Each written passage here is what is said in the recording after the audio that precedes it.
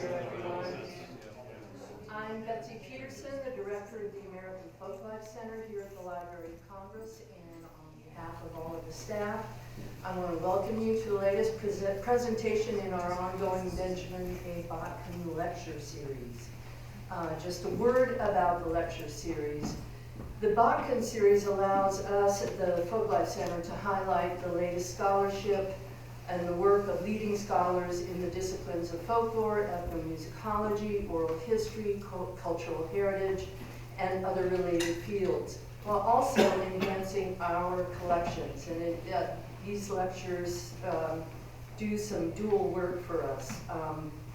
Most importantly, they are an important facet of our acquisitions. All of the lectures in the Botkin series are taped and will become part of the permanent collections. But in addition, all of the lectures here are also video recorded and will later be posted as webcasts on the library's website, enabling people around the world to sort of listen in on these wonderful lectures, but also to be available beyond this moment in time. So with all of that said, if you do have any cell phones on, please turn them off now. It would be greatly appreciated. And today we have a very special treat. I have the honor of introducing the internationally renowned folklorist Barbara Kirshenblatt-Gimblett, who is the Distinguished Professor Emerita of Performance Studies at New York University, and also has served recently as chief curator of the core exhibition at the recently opened POLIN Museum of the History of Polish Jews in Warsaw. Barbara, or BKG as we all know her, has had an extraordinary career, as I think most everyone in this room knows. And in the interest of time, I'll try and be brief, but it's a longer than usual introduction for good reason. Originally from Toronto, BKG received her PhD in folklore from Indiana University and began a multifaceted career in both academic and public sector work. In addition to teaching performance studies at NYU since 1981, she has held faculty appointments at the University of Texas, Columbia University, and the University of Pennsylvania. Known for her interdisciplinary contributions, her scholarly areas of interest range far and wide, from Jewish culture to urban culture, popular and mass culture, performance studies and tourism, to ethnology, museums, folk art, and always food. We all love food. She served as the president of the American Folklore Society from 1991 to 92 and was the society's delegate to the American Council of Learned Societies. She has served on innumerable boards, advisory boards, committees, editorial boards, including those for the Getty Institute for the History of Art and the Humanities, the Smithsonian Institution, Stanford Humanities Center, the Association for Museum History, the I knew I was going to mess this up, the Schlesinger Library on the History of Women in America, the Association for Jewish Studies Executive Board, the American Center for Wine, Food, and the Arts, and the Social Science Research Council. In 2017, she received an honorary doctorate from the University of Haifa and was elected to the American Academy of Arts and Sciences. In 2015, she received the Officer's Cross of the Order of Merit of the Republic of Poland from the President of Poland. And she also received an honorary doctorate from the Jewish Theological Seminary of America, the Marshall Sklar Award for her contributions to the social scientific study of Jewry. And in 2008, she was honored with the Foundation for Jewish Culture's Lifetime Achievement Award, as well as the Motek Prize for Yiddish and Yiddish Culture, and was selected for the Forward 50, which celebrates leadership, creativity, and impact. I think you get the idea here. Lastly, Barbara's publications and media contributions have also ranged far and wide and are equally significant. Just a few highlights of some of her publications: Destination Culture, Tourism, Museums, and Heritage, The Art of Being Jewish in Modern Times, Museum Frictions, Public Cultures and Global Transformations, and Image It Before My Eyes, a photographic history of Jewish life in Poland, 1864 to 1939. Recently, she also produced a book, They Call Me Meyer July, Painted Memories of Jewish Childhood in Poland Before the Holocaust. A lovely book which she co-authored with her father, the artist Meyer Kirshenblatt. I won't go into the films and on and on. In addition to this whole range of teaching, advising, and publishing, Barbara also has a long-standing interest in museums and exhibitions. She has served or is currently serving as a consultant and advisor for numerous museums, exhibitions, and cultural festivals. Among them, the Jewish Museum in Berlin, the United States Holocaust Memorial Museum, and the Smithsonian here in DC, the Yeshiva University Museum, and the Jewish Museum in New York, the Skirball Museum in Los Angeles, the Jewish Museum in Vienna, and the Jewish Museum and Tolerance Center in Moscow. In 2006, after years of consulting for the new Museum of the History of Polish Jews in Warsaw, she agreed to lead the team developing the core exhibition, an enormous multimedia narrative experience dedicated to the 1,000-year history of the Jewish community in Poland. And it is that project at the POLIN Museum that will be the focus of Barbara's talk today. So I know I think I just took 10 minutes of your time, but please give a warm welcome to BKG for her talk, A Folklorist Tale, Stories of Tangible Culture, Intangible Culture, and the Politics of Culture. Welcome.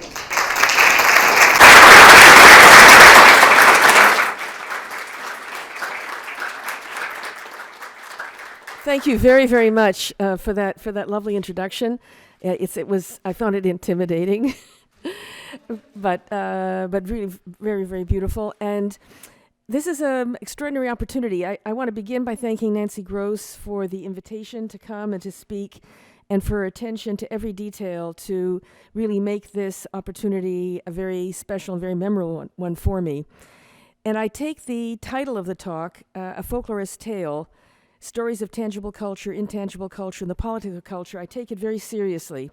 And so what I'd like to do is to answer the question, how is it that the organizers of this Museum of the History of Polish Jews, how is it that they hired, of all people, a folklorist to lead the development of a permanent exhibition about the 1,000-year history of Polish Jews? And I pose that to you as a question because when I was asked to lead the development of this permanent exhibition, one of our most wonderful donors looked at me and said, "What's your field?" And I said, "Well, folklore, anthropology, ethnography." "Oh," he said, "I know what this exhibition will be, teepees and feathers." And I was mortified. I was beyond myself.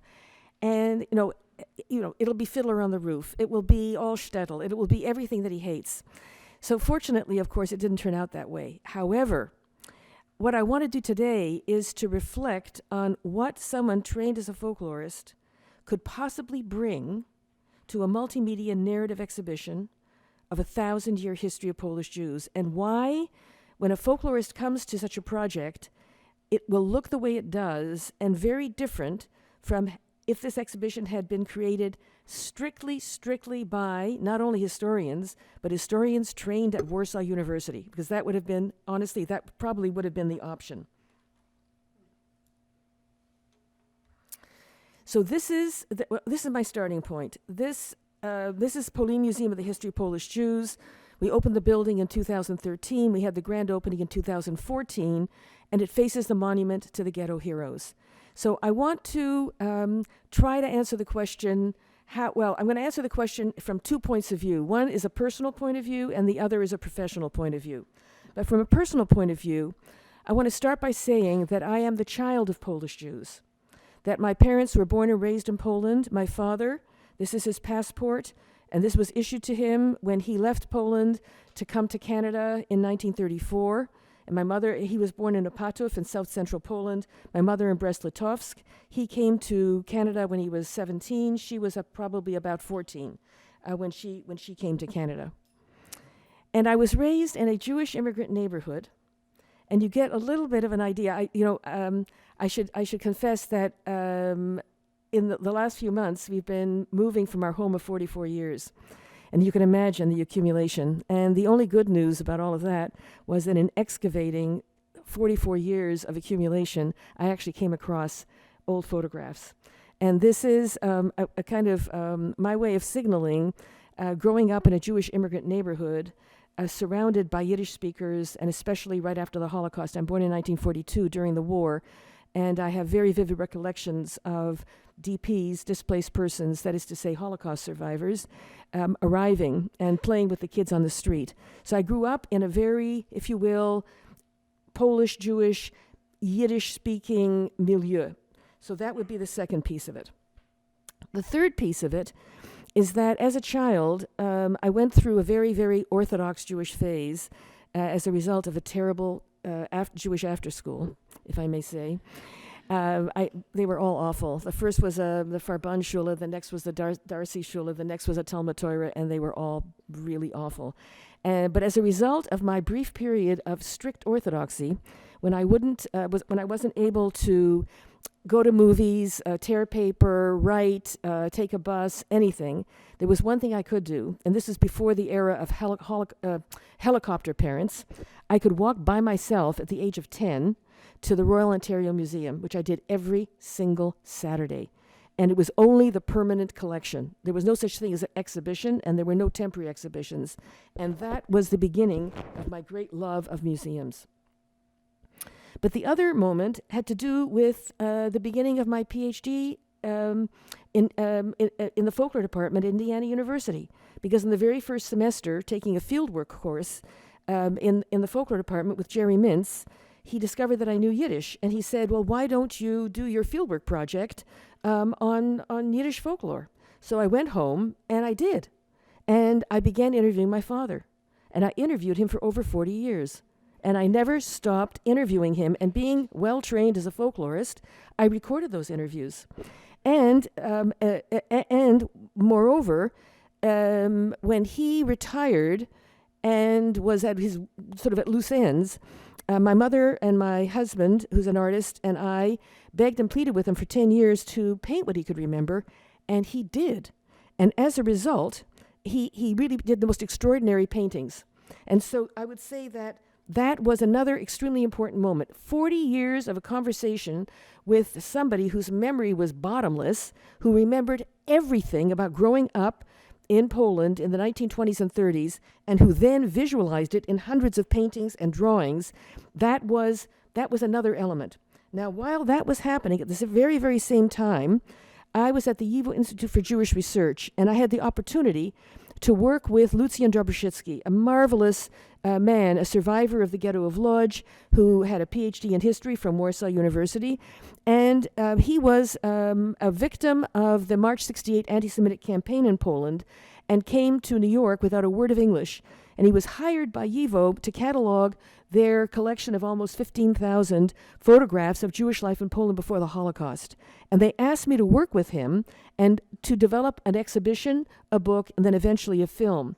And so as a result, at the end of that process, we opened it at the Jewish Museum in the 70s. I had an image bank. I had all my father's memories. I had an image bank of all of these black and white photographs. And I said to myself, and we published a book and we did the exhibition. I said, I got to go to Poland. And of course, before going to Poland, I had all my training and all of my academic preparation in folklore, in ethnography, in oral history, in Yiddish studies, in East European Jewish studies. So I was really ready for the next step.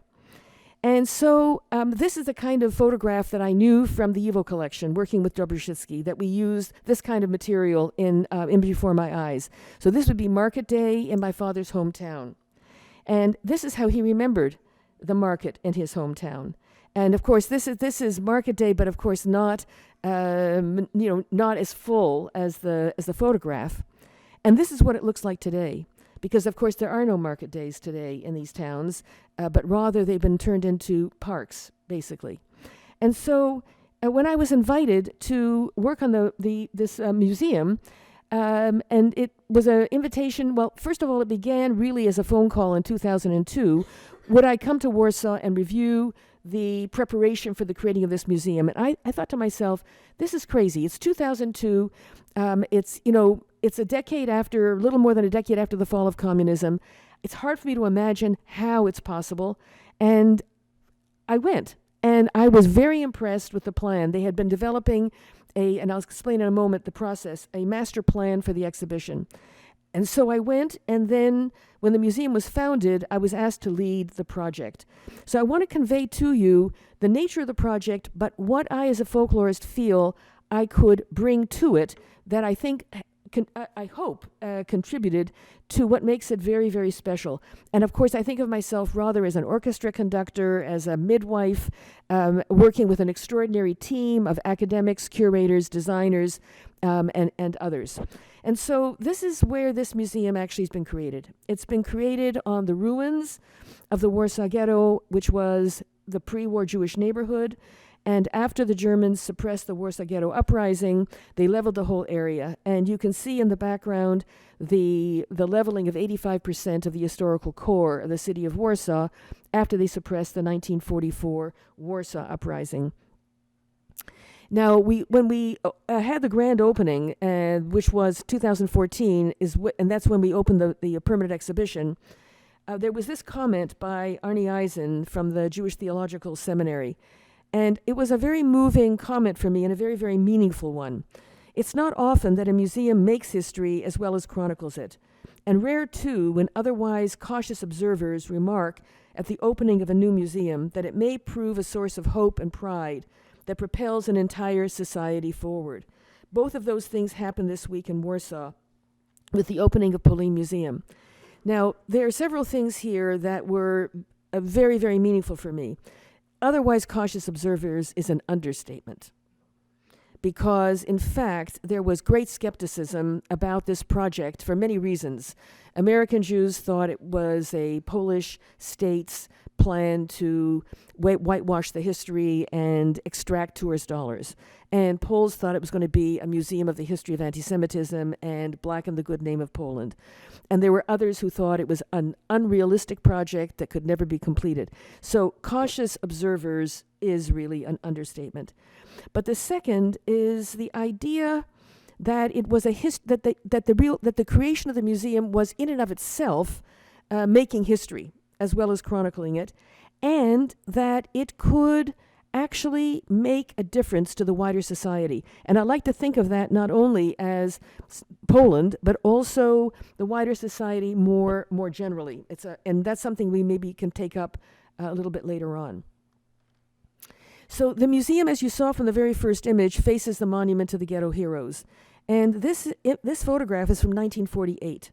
And what it's showing you is the unveiling of the monument on the sort of this mound of the rubble, because by 1948 it was the 5th anniversary of the Warsaw Ghetto uprising, but it was only a couple of years after the war, and there's a path that's been cut through, but you can see that people have to climb up the rubble to get to the monument, and it took decades to actually clear the rubble and to flatten the area. And in the back you can see this destroyed city of Warsaw. So the decision as to where to put the museum. Well, first of all, because virtually almost nothing, there's almost no material trace of the vibrant Jewish community of Warsaw, the largest Jewish community in Europe, and for a time the largest Jewish community in the world. There's almost nothing to indicate that such a community existed, except maybe for the Jewish cemetery in Warsaw. But that means that since 1948 and until the museum opened, perhaps the most iconic marker was in fact this monument, the monument to the ghetto heroes, showing the fighters on one side and the Great Deportation on the other, and surrounded by communist-era apartment blocks in a very sleepy, part of the city. It's still the central city, but these communist era apartment blocks this really gives you a feeling of there are no cafes, there's no lively street life, there's a plaza, there's a park. But when the decision was taken to actually try to create this museum, the city allocated the land facing the monument, which was the perfect location for this museum. And the museum itself, as an idea, it arose in '93, but it wasn't actually founded until 2005, and that's when the architectural competition was organized, and the winner was a Finnish architect who created a building that was, by the rules of the competition, not higher than the communist era apartment buildings around it, and had to be able to sit within this residential neighborhood. And here you can see the building from the other side of the monument, which is the side that shows the great deportation of 300,000 Jews from the Warsaw Ghetto in the summer of 1942 to the death camp in Treblinka. The museum's name, POLIN, comes from the Hebrew word for Poland, and it would be POLIN in Hebrew, and it would be Polen in Yiddish. And this is silk-screened on the glass, I would say almost like scales on a fish, that line the outside of the wall in Hebrew and in Latin letters, and I'll explain in a moment why that name. But this beautiful building of glass is really, I would say, an architecture of hope on a site of tragedy. And it just shimmers in the light, and it is open and transparent, and it's reflective. And it really, I think, as architecture, communicates what this museum is all about. And all the drama is on the inside, using a technique called shotcrete, shooting actually a mixture of concrete and quartz crystals from a hose onto netting over an armature. And it's created the most dramatic and marvelous interior. But what that does is it allows the exterior of the building to stand in a proper relationship to the monument, which was also one of the rules of the competition. Now, at the heart of the museum, and of course the area that I worked on, is the multimedia narrative exhibition. And the minute you say narrative, you're talking to a folklorist. It's all about storytelling. And if there's anything that modern museums have learned, and that is that they're not really an ideal medium for communicating information, but that the single best way to communicate with a visitor is through storytelling.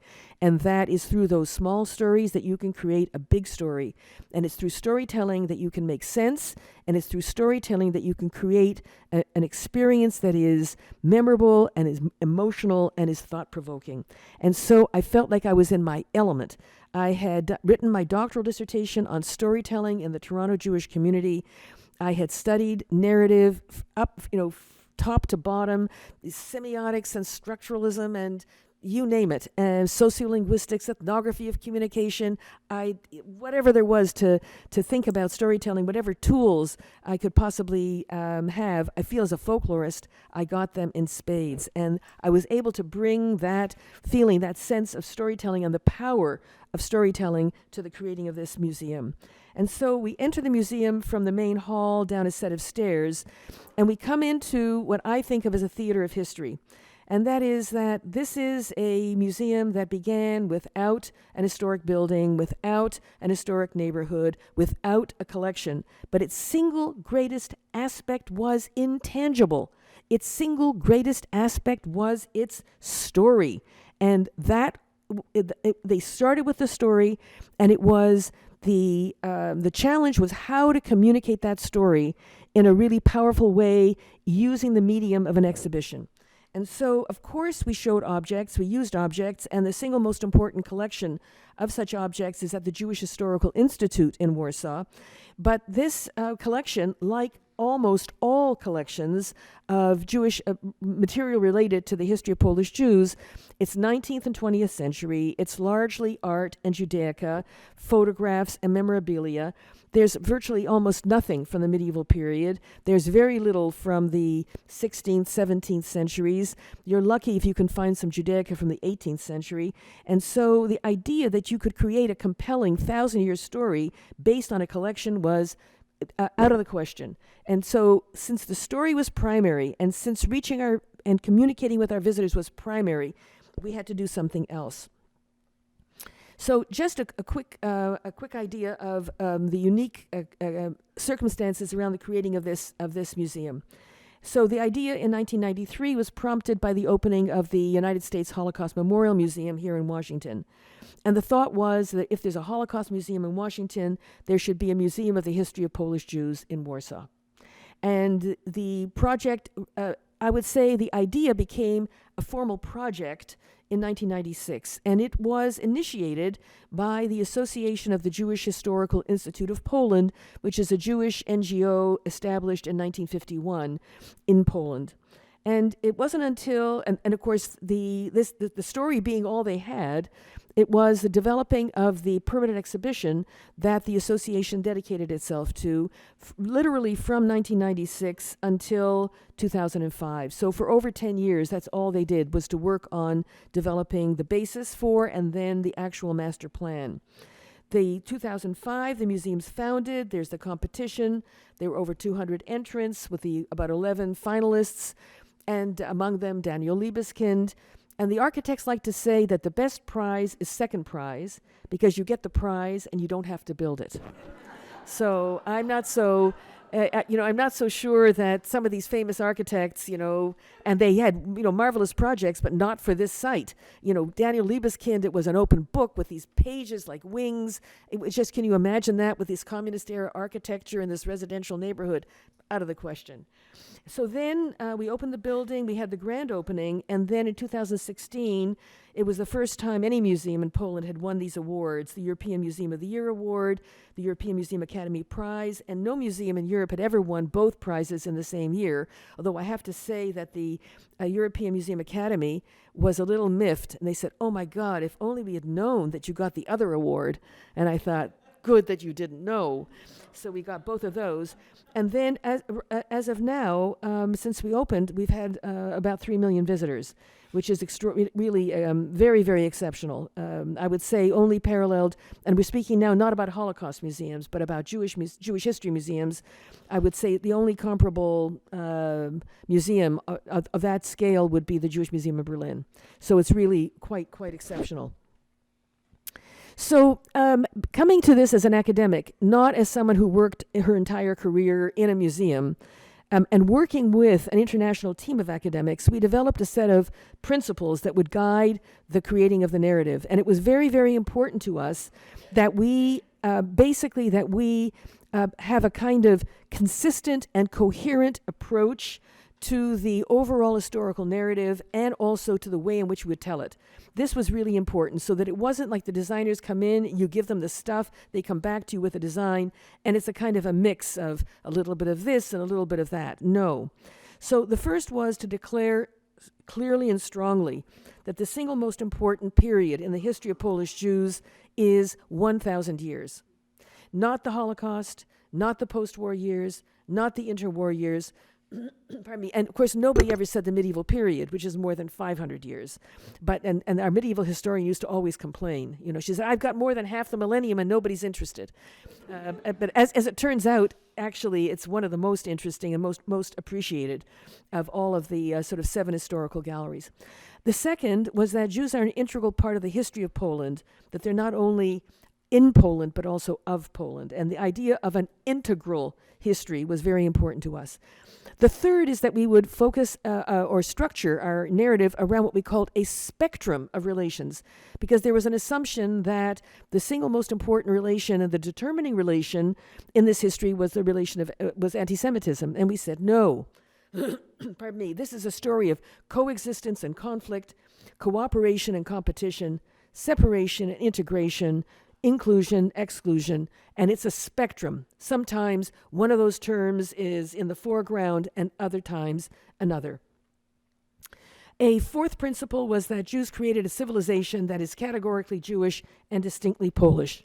Excuse me.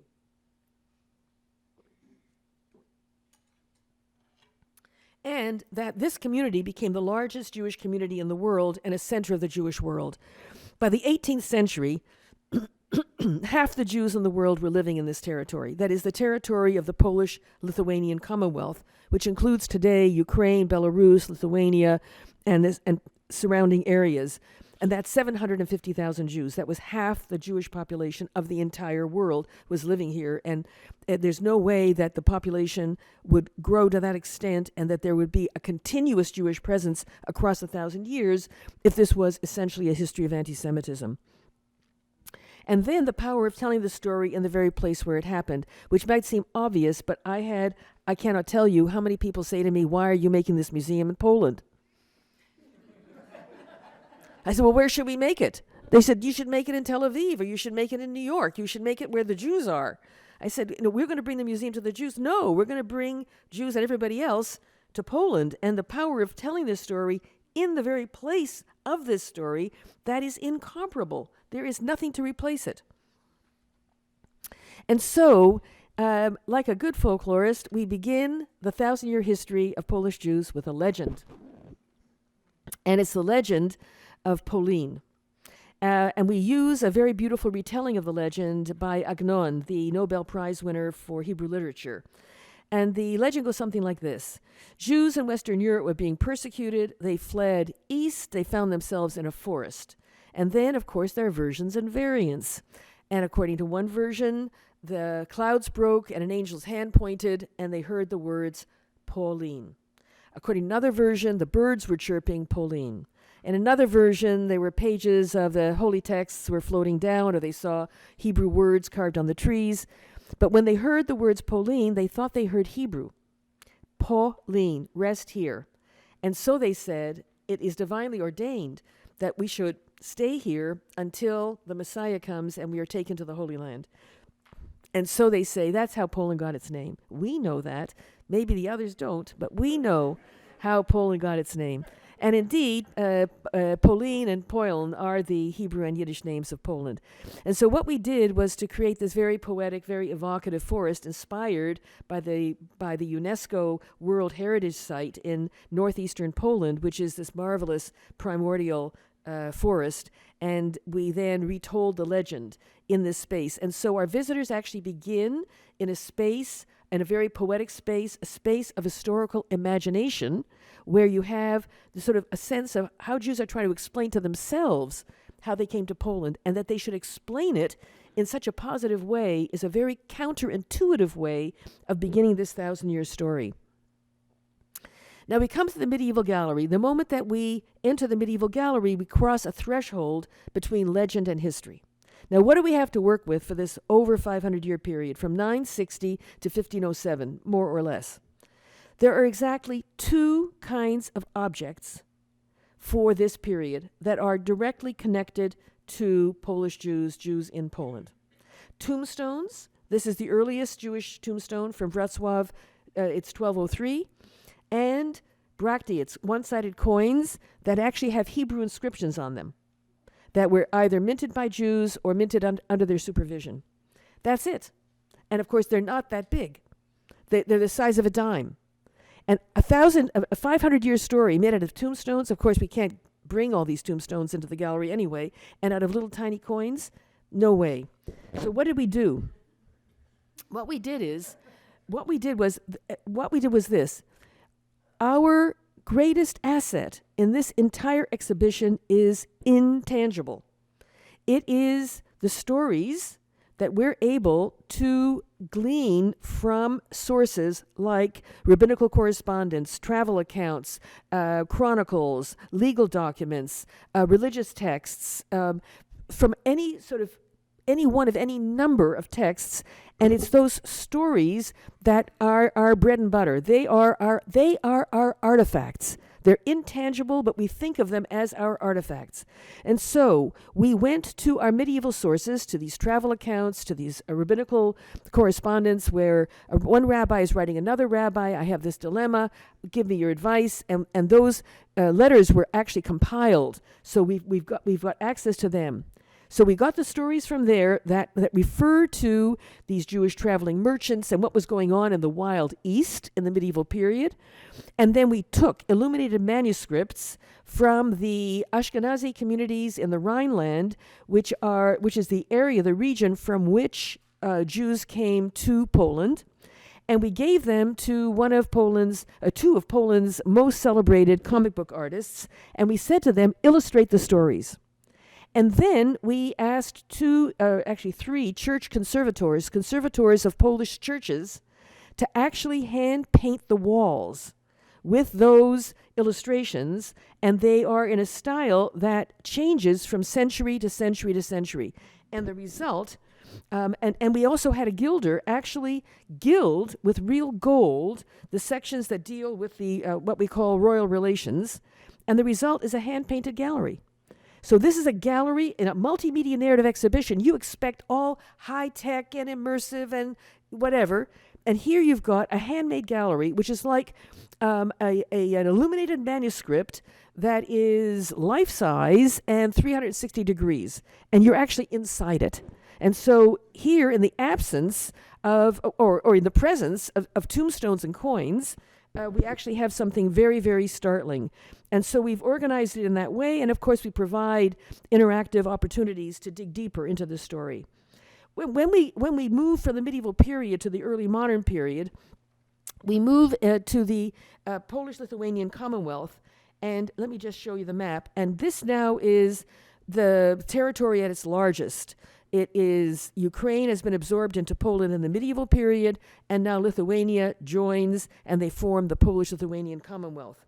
And this is a period that both in, I would say, Polish history and Jewish history is treated as something of a golden age.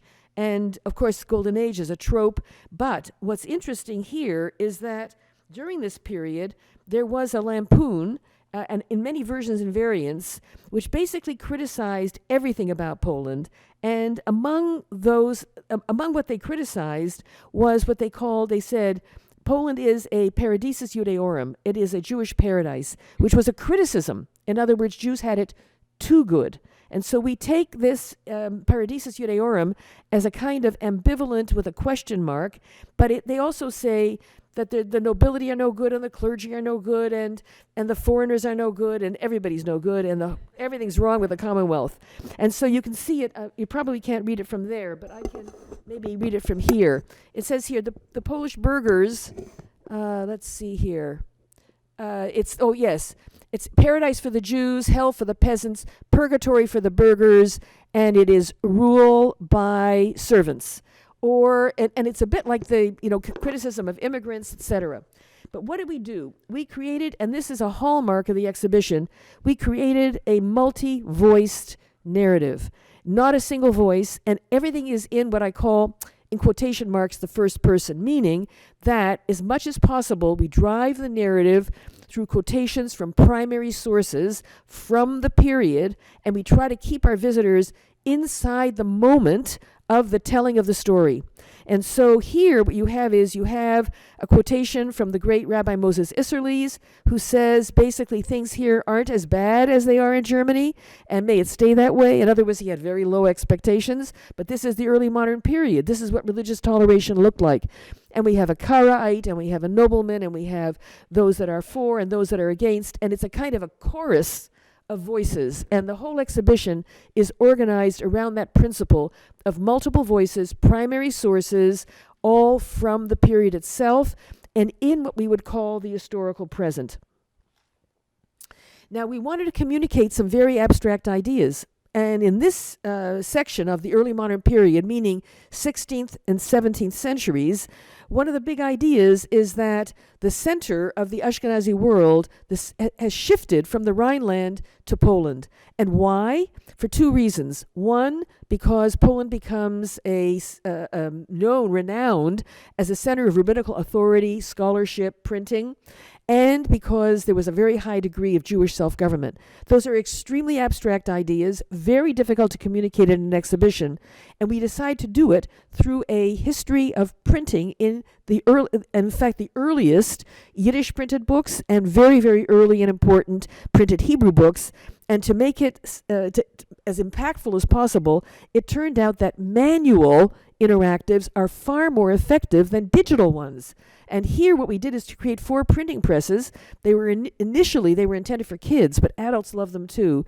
And so you've got our visitors are printing title pages, printers' marks, etc., framing them, taking them home, hanging them on their walls. If you can imagine, all over Poland, you have these Yiddish printed and Hebrew, printed elements, which I find absolutely extraordinary.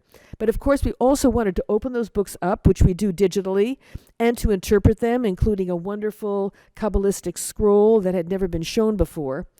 And we break the period and treat as a caesura the Chmielnicki uprising of 1648, and that brings us into the second half of this Commonwealth period, where we zoom in on everyday life in what we call the Jewish town. The most characteristic form of Jewish settlement in this territory were towns, because Jews were always settling in towns and in cities. They weren't agricultural. They managed agricultural assets like farms and villages and mills and fisheries and forests, but they lived in the town and they were the economic engine of the noble estates. And here is a wonderful opportunity to capture everyday life, because one of the hallmarks of this exhibition is its emphasis on ordinary people, everyday life, social history, cultural history, not only the elites, but also the everyday people. And I think probably the most dramatic expression of something that folklorists would appreciate, especially, is the way we dealt with a completely lost object. And so let me just take you through this. Some of you may have seen Raise the Roof. How many saw Raise the Roof? A few people saw it. It's now available, I think, for streaming, but I really recommend it. It's a wonderful film, and you'll understand why in a moment. So we wanted to communicate in our Jewish town that there were two centers of gravity. There was the marketplace, and then there was the synagogue. The marketplace was about economics. It was about Jewish interaction with their neighbors. Around the marketplace, it'd be a tavern, a church, a town hall, homes, and that would be one story. And then there was the synagogue and all of the Jewish communal buildings around it, and that was another story. And we always felt that one of the most unique features, if you will, of Polish Jewish civilization was the wooden synagogue. It, of course, shares architectural forms, and it shares building techniques and iconographic and other techniques with its surroundings, whether they're Ukrainian, Lithuanian, Polish.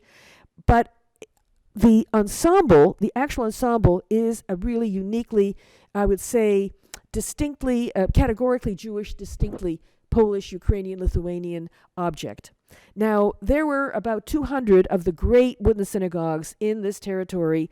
I would say they were the ones that are from the 16th, 17th, and 18th centuries. There were about 200 of them. And during with the outbreak of the war and during the war, the Germans destroyed all of them. Not one of them is still standing. However, during the 1890s and especially up to World War I and during the 20s and 30s, there was a kind of, I would say it's like an arts and crafts movement, but it was a preservationist movement, and there was an interest, a kind of discovery of this vernacular architecture and an appreciation of it, and then a concerted effort to document it. And it so happens that there was one of these synagogues, the one that once stood in Gvozdets, which is today in Ukraine, that is the single best documented of all of the wooden synagogues, and it happened to be destroyed in World War I when the Russian front moved through Gvozdets. But the documentation began in the 1890s, and it continued with the materials incredible, not only photographs, but also architectural drawings, cross-sections, cutaways, floor plans, measurements, photographs, and paintings. This is a painting of the interior of that synagogue from about 1897, and this is Isidor Kaufmann, a Jewish artist living in Vienna, who used to spend months in the sort of rural part of what's called Galicia, the partition of the Polish-Lithuanian Commonwealth, and this is his painting of one section of that interior. He also painted a section of the interior of a nearby wooden synagogue that had been done by the same artist. So we have some color references. So what do you do when you're dealing with a lost object? We worked with a educational studio in Massachusetts called Hans House Studio, and their mission is to recover lost objects. 3 words, recover lost object, captures perfectly what they're about. And what they say is, you can never recover the original object in the sense of the original material. So you can never recover it in the sense of what was tangible about it. But you can recover the knowledge of how to build it by building it using traditional tools, materials, and techniques. In other words, you can recover the intangible heritage. You can recover something that is of enormous value, but in order to recover it, you actually have to do something tangible. And the outcome is an object, but it's not a copy, a facsimile, a replica, a reconstruction. I absolutely categorically, I can't even believe I uttered those words. I categorically reject that terminology, because it is an actual object. It is a new kind of object, and its value lies in the way it was created and in the knowledge that was recovered from creating it. And I think of it as a very Japanese approach. In other words, there are shrines in Japan that claim to be 800 years old and never more than 20 years old, because every 20 years they tear it down in order to have to rebuild it, because it's only by rebuilding it that they can transmit to the next generation how to do it. And what they value the knowledge of how to do it more than they value the original material. So this is intangible heritage on steroids. It is the gold standard for in a sense, not only the recovery of intangible heritage, but also the relationship between the role, if you will, or the relationship between intangible and tangible. That is what's so absolutely brilliant. So what do? We went to the open-air folk architecture museum just outside of Sanok in the south of Poland, and they were really great in collaborating with us, and they allocated a big, huge piece of their territory. They said, okay, you can make your wooden synagogue here. And of course, I wanted to do it 100% scale, the whole synagogue. It's not that big to start with, but my museum director said it was too much. So I settled for the roof and the painted ceiling, 85% scale. So we then ordered 200 logs with the bark still on. And we collaborated with the Timber Framers Guild of America and with other timber framers in Europe. And these timber framers, they're maniacs. They come with they will go anywhere to timber frame. They bring with them their historical axes and adzes and lathes and pit saws and every imaginable tool. They brought them in golf bags and ski bags on the airplane. I don't know how they did it. And it was like Lord of the Rings. Oh my God. How could you mix those two things up? Well, maybe under certain circumstances, you know. And we put together a team of volunteers, and these volunteers, often students, had never ever picked up a saw, a hammer, or anything in their lives. And the whole idea was that it would be also, because Hans House Studio is an educational project, and it is very doey. It's very learn by doing. And so this is a pit saw. And then in the course of 3 2-week workshops, we completed all the timber framing. And so this structure, this is the roof structure, is held together by wooden pegs. And it is, at the end of the 6 weeks, we pulled the pegs out, numbered all the parts, put them under a tarpaulin, and let them sit out there for almost 2 years until we were ready to bring all the pieces to the museum. And then, and you can imagine with these beams what it was like. And I mean, I photographed the whole process of bringing these beams into the museum and lowering them without destroying the building. And that was really something. And so what we did then was take all the pieces, put them back together again, and we hoisted this structure. And fortunately, we had come up with what we wanted to do in time for the architect to modify the plan and to create an opening in the gallery so that this structure could come all the way up, and the upper part of the roof would be in the main hall. That means that when visitors came into the main hall for their cup of coffee or to sit down, it was a bit like a spider's web, you know. You would capture them and they would say, "What's that?" And they would and we kept a lot of the roof open so that they could see inside to the internal structure. And so then it was time to create the painted ceiling. So we divided the painted ceiling up into about 8 sections, and each section was a 2-week workshop that we conducted in a still standing masonry synagogue in different locations across the length and breadth of Poland. So in Warsaw, Wrocław, Sejna, in Szczebrzeszyn, in Kazimierz Dolna, in Kazimierz Krakow, and just really, and for the students to be actually creating a panel of the painted wooden synagogue in an existing standing masonry synagogue was an incredible experience. And this is the result. And so, which is really fabulous, absolutely fabulous. Now, the Bima, the reader's platform in the middle, is actually 100% scale, and it was created in exactly the same way.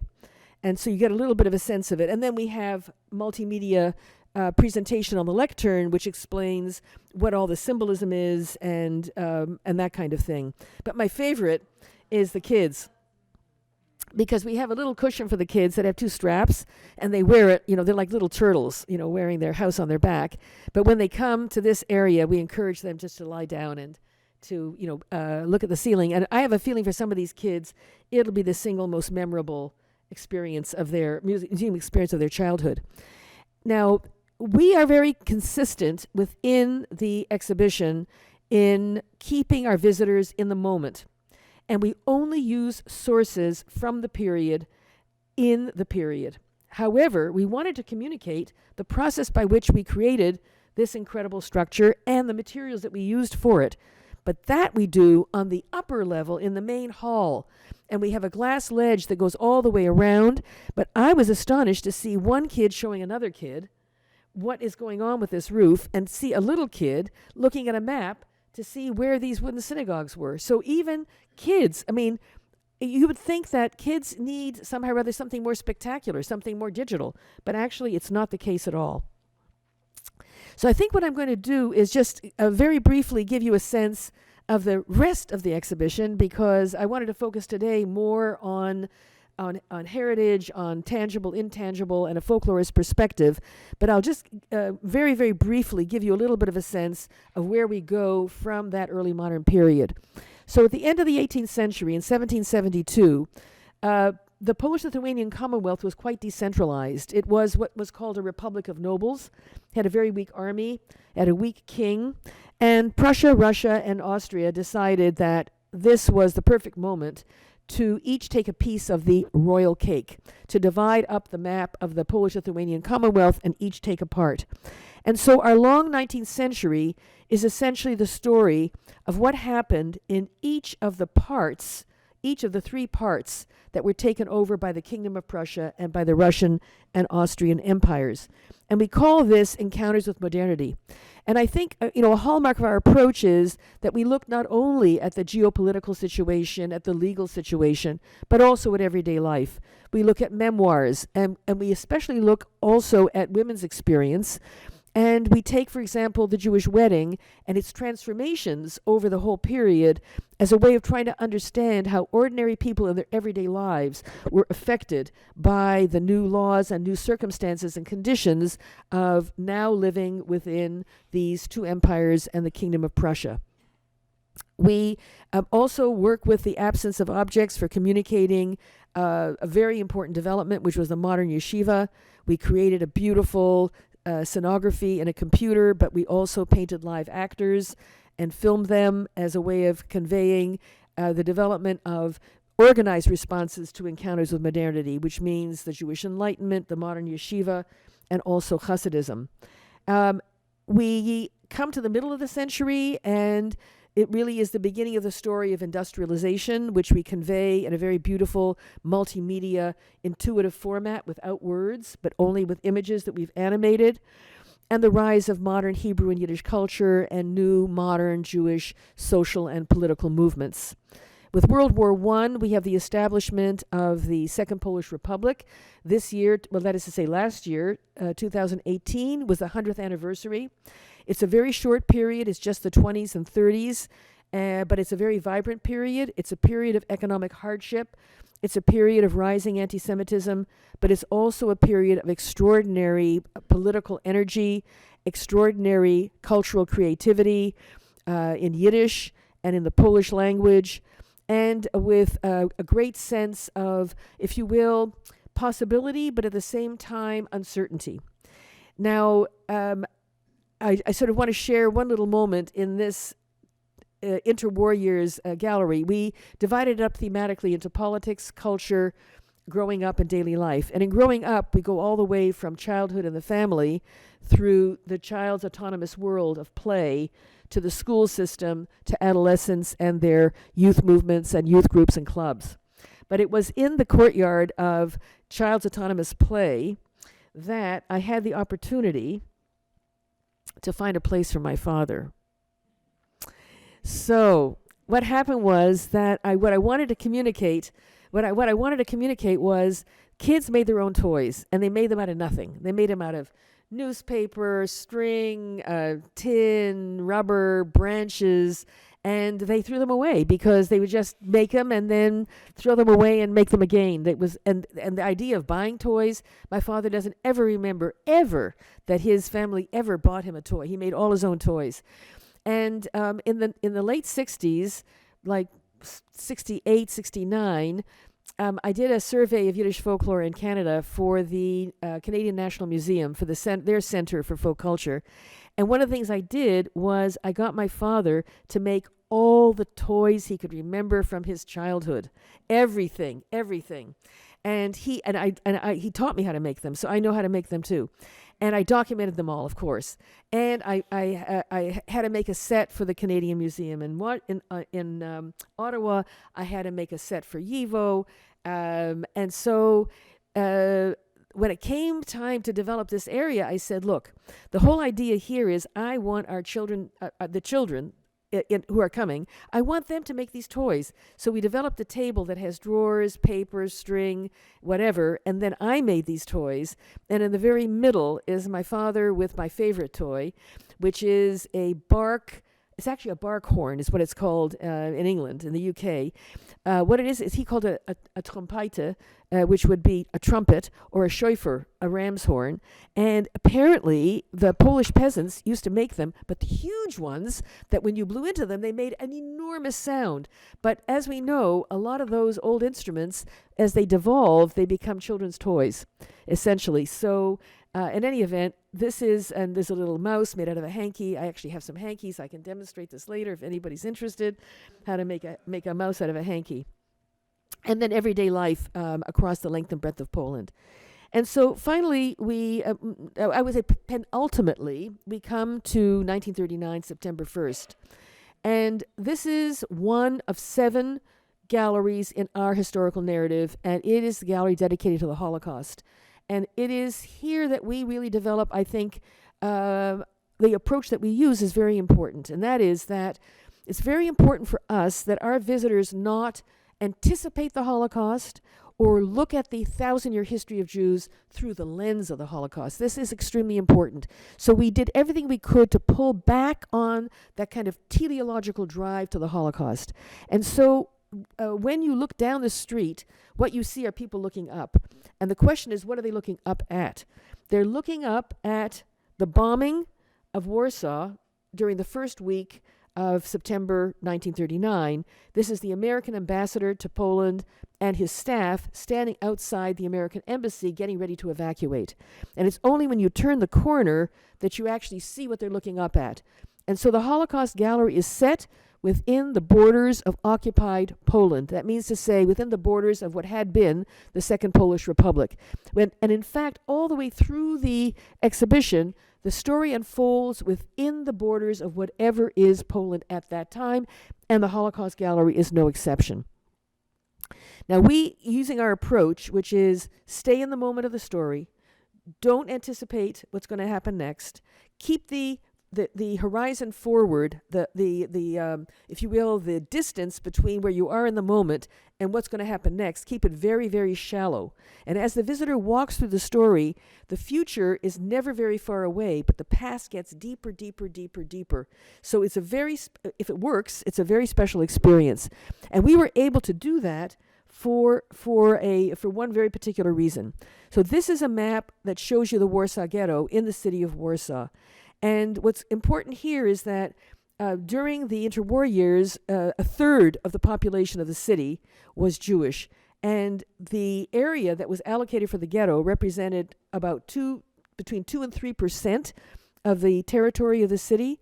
and a third of the population and an additional 100,000 Jews were squeezed into that area. So you had 8 to 9 people in a room.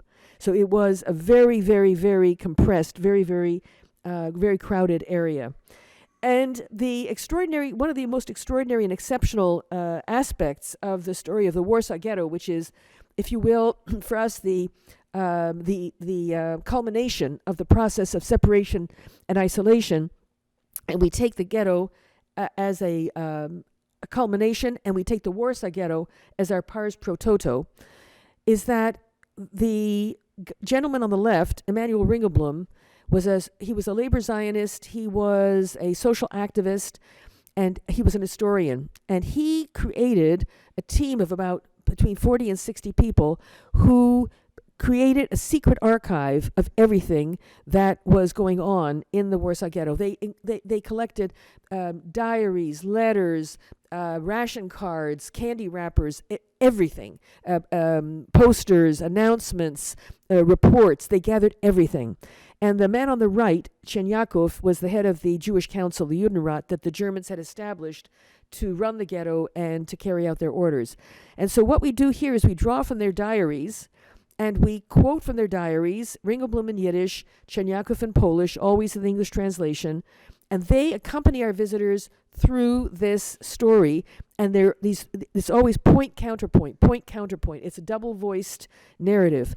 But what's critically important is the materials that we have to work with, because during the Great Deportation, when this team, and there's now a film, Who Will Write Our History, which is about this archive, during the Great Deportation, when they realized that they wouldn't survive, they packed the archive up into those tin boxes and they buried them.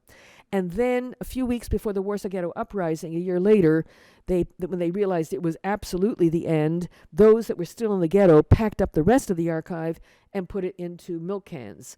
And so there was a second cache.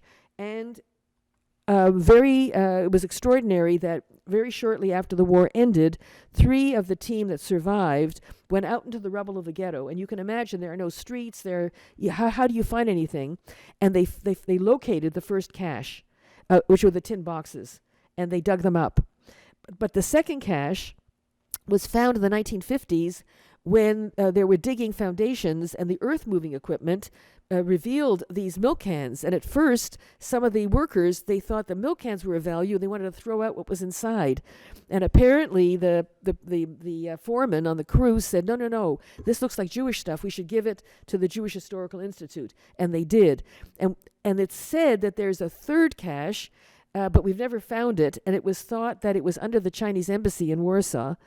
But we can start to speculate there. And they actually let us do some excavating. We could never, it was never possible to find it. And there's even the thought that maybe there wasn't.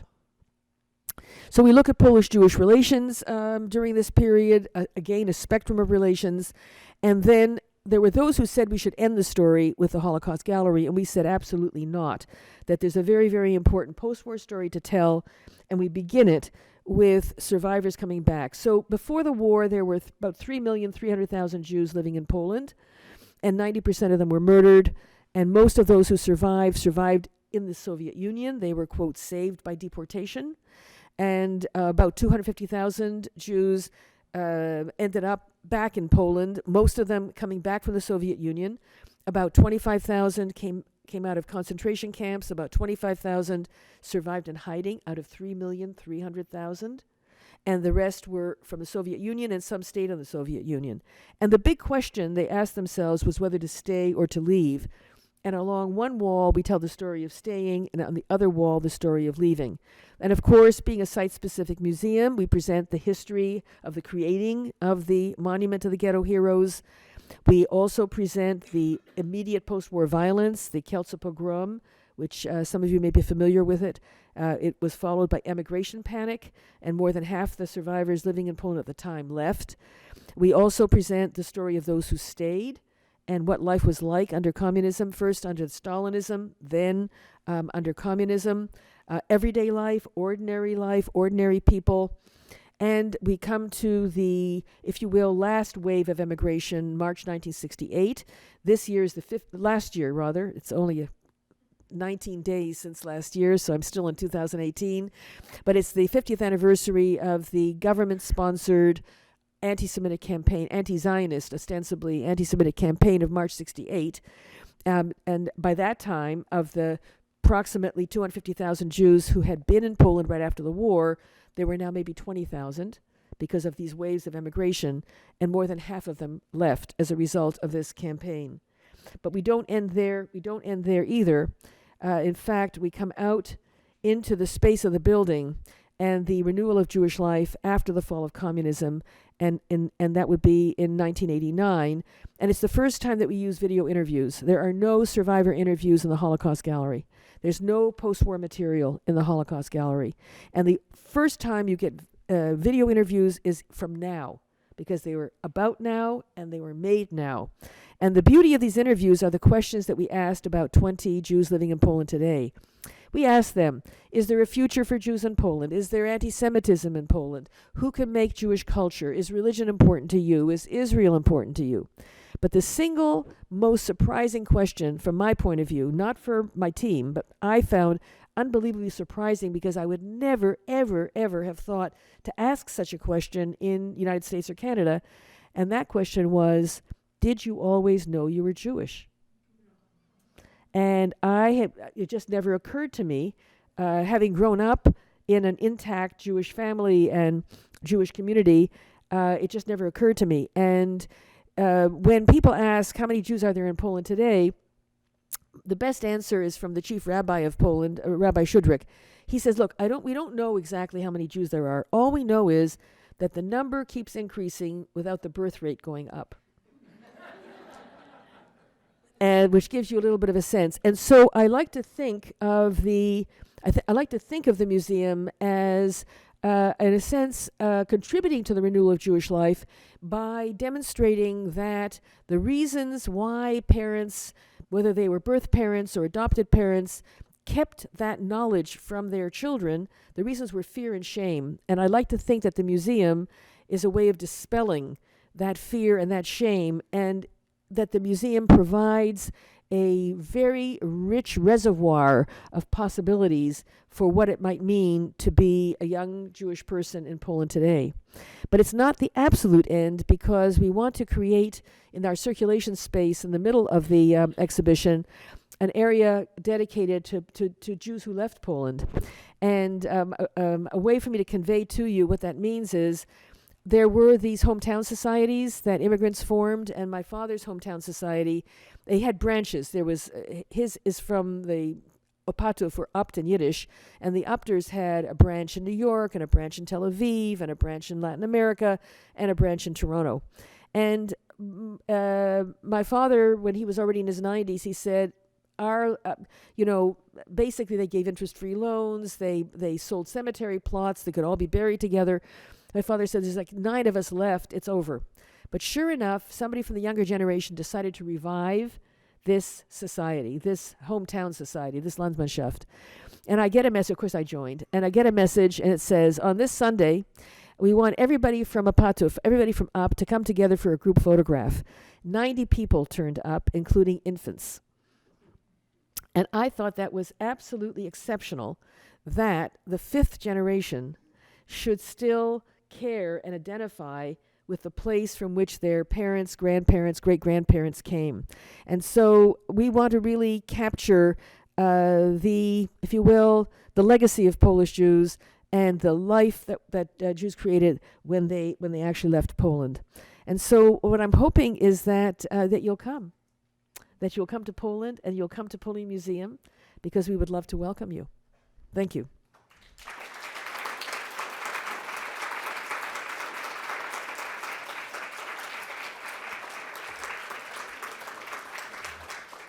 So I know that some people have to leave. It's a lunchtime thing, but so please feel free to do so. And those who would like to stay for a couple of questions, with pleasure. Yeah. Hang on just one second.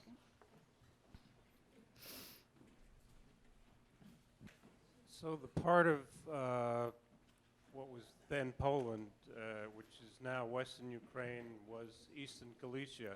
A lot of people were killed during the Holocaust in the small towns, or brought together for various ways. Does the museum go into any of that experience? I would say that, I think there's actually a bias in the scholarship that is being rectified, because the scholarship and the public perception of the Holocaust is largely a story of what went on in the General Gouvernement, meaning in the death camps. And that the story of the area that was first occupied by the Soviets and then occupied by the Germans when they pushed the Soviets out, which is the story of the Einsatzgruppen, of the death squads, and of the mass killings in pits, not in death camps, not with gas, it was direct murder, literally through shooting. That is the story that's now really being told. It's a very, very important area, because it's also very, very important in terms of Polish violence against Jews, because it's in those circumstances when Jews are not in ghettos and not in death camps, but are somehow in this much more, I would say, loosely controlled situation, that you get some of the really worst violence of neighbors. So we actually don't, well, I'll tell you what we do, actually. So what we do is this. We have a section that basically deals with the Barbarossa campaign, which is that. It's the Barbarossa campaign is the German invasion and the pushing out of the Soviets. And what we do is, the way that we handle it is by presenting Jedwabne, the pogrom in Jedwabne, the pogrom in Lvov, and a map that's showing many, many other pogroms in this period in the summer of 41. And then what we do is we do a pars pro toto, and we present in detail Ponara. And it stands in for that period of basically mass murder, but with its very specific character in this in that region. So we do, yeah. The answer is yes. Exactly. Exactly. Yes. Hi, this is more of a comment than a question, because I wanted to say I've been to POLIN Museum, and I am absolutely your target audience, and I congratulate you. I think you've succeeded so perfectly. I also have a little anecdote to go with this, but as someone who is an American Jew, second generation, 4 parents born from what was formerly the Commonwealth of Poland, 2 of them from what is still Poland, and one who lost all her family in a Warsaw suburb. We don't even know if they made it to the ghetto, and had a cousin who survived Auschwitz. No one from my family ever went back to Poland. In my 50s, I had the opportunity to go to a conference in Krakow, and I decided it was time to do this, and that I would go to Warsaw as well. Fortunately, I have a master's degree in folklore and a PhD in American Studies. I work here at the library, and I had the opportunity to hear Dr. Kirshenblatt-Gimblett talk about her exhibit before it opened, so I knew I was going to the POLIN Museum. What I did not know is I was going there every day I was in Warsaw. Back, and I still was not able to absorb it all, and for me personally, this was part of a really life-changing experience, which was to understand that I am Polish. My family thought Poland was the place where they killed people, and that's how I was brought up. And it really had a tremendous impact on me. I went in 2016. So I want to thank you for that. And then my anecdote is, strangely, I happened to end up in Warsaw in the same time period that NATO was there. Unbeknownst to me, I came from Washington, D.C. along with Barack Obama. And as a result, lots of street closures, other things. But strangely, on the 3rd day I was at the museum, towards the end of the day, I saw Dr. Kirshenblatt-Gimblett in the museum, in the hallway. And I recognized her immediately, told my spouse, oh my God, that's BKG. She designed the exhibit. And she was walking out with a group of what must have been dignitaries, and then she came back in by herself. I don't know if you'll remember this, because so many people talk to you, but I walked up to her and said, hi, excuse me, but I'm a folklorist, and I need to tell you, I recognize you, this is fabulous. You listened to me very politely for a few minutes, thanked me for the praise I heaped upon you, and then you politely excused yourself. 10 minutes later, I discovered her giving a tour to Justin Trudeau in the exhibit. And I have on my phone here pictures of her and Justin Trudeau in the Grodzvich synagogue. Oh my God, you gotta and see so I thought you would all appreciate that little. So she is very important in Poland as well. Oh my God. Oh my God. Oh, that's phenomenal. Thank you so much. Thank you. So I'll follow Susan with a small anecdote and then a question. The anecdote is that my father's father was from Bialystok, and I'm not in one of those families where nobody ever went back, because my father did go back to Poland and was knocked out just by being there. And I can only imagine, if he were alive today, what he would feel seeing this museum. It just looks incredible, and I think he would be knocked over by it. And the question is, I wonder if and this is a very specific question, so forgive me, but I wonder if in the Holocaust gallery there's any reference to the human starvation study that was done Yes. in the hospital. Yes, there's a whole section. Actually, one section of the Warsaw Ghetto presentation is specifically on hunger disease. Okay. Actually, what it's a section on how doctors try to cope with impossible conditions, and there are three aspects of it. Well, one is typhus, and the other is starvation. And that hunger study, which incidentally is full text online. You'll find it's in Polish, but the full Yes. text is online. My father edited the English translation of it, called Hunger Disease. His name is Myron Winnick, and he was yes, the editor I of that know. book. Yes, yes. It's really incredible because it's sort of in the face of when you can't do anything about it, you study it. Right, exactly. And the story is amazing as well. I don't know if you know the story of the stamp collection, but there was a Gestapo guy who was a stamp collector, and one of the doctors was a stamp collector. And that was the way they got some of the equipment, was that the Gestapo guy wanted stamps from the Jewish doctor and was willing to help him out with certain equipment that they didn't otherwise have. Amazing. I'll be in Okay, touch with we'll be you in touch. privately. Great. Thank you. This was just incredible. My connection to my Polish Jewish ancestors is completely lost, but my partner has maintained this tremendous connection through the village of Sochacin. And she, at this very moment, is out in Memphis with her cousin, putting together a book about the memories of their family from Sochacin and how they came to the U.S., which fortunately was in the 20s for many of them. And there's a rededication of the Jewish cemetery planned for this spring. And now I know we can go and spend a week or two at the POLIN Museum. So thank you. Oh, my pleasure.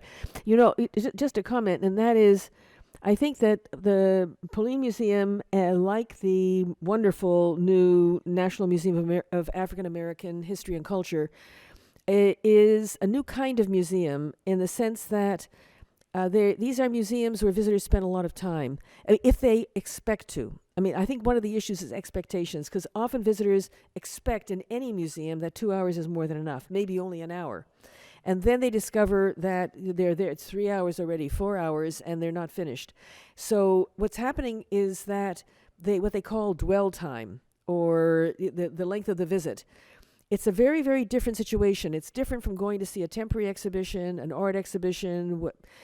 People are spending like the whole day, several days. They're coming back over and over again.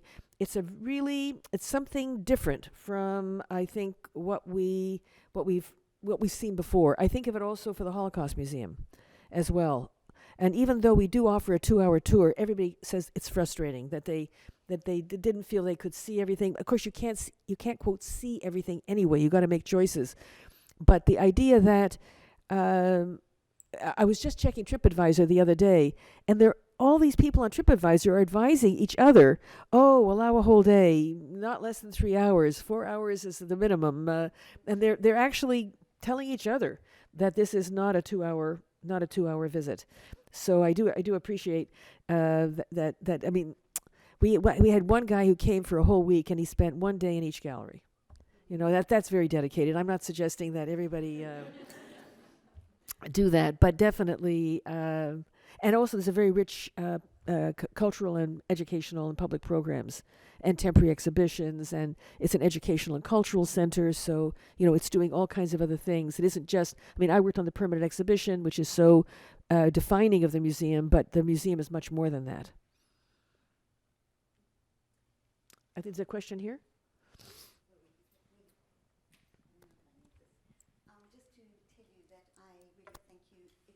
been such a revelation to me in many ways, but one of them is how you've changed the face of modern museums. I was a Smithsonian Fellow last year.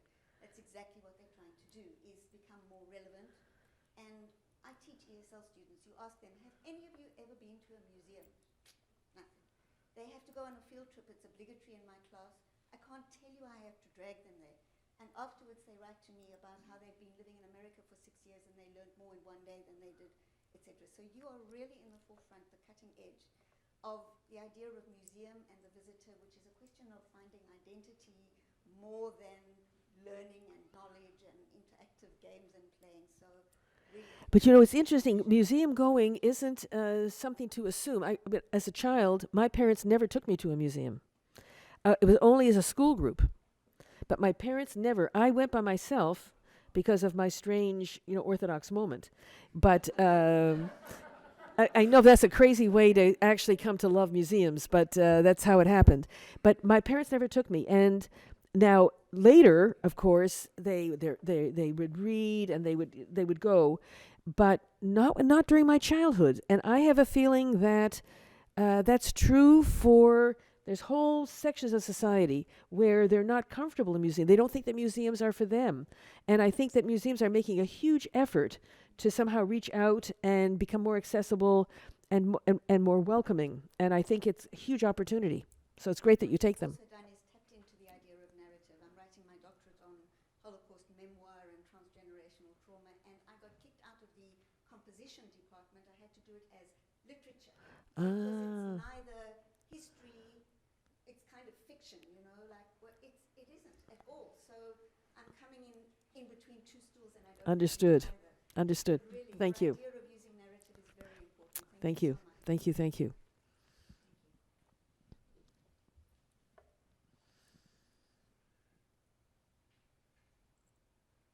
Looks like it's exhaustive and exhausting. Thank you.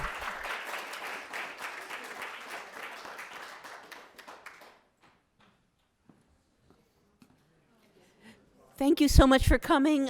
February 21st is our next Botkin lecture on folklore and aging by John Kay from Indiana University. Please come back then. And thank you again, Barbara Kirshenblatt-Gimblett, for a wonderful talk.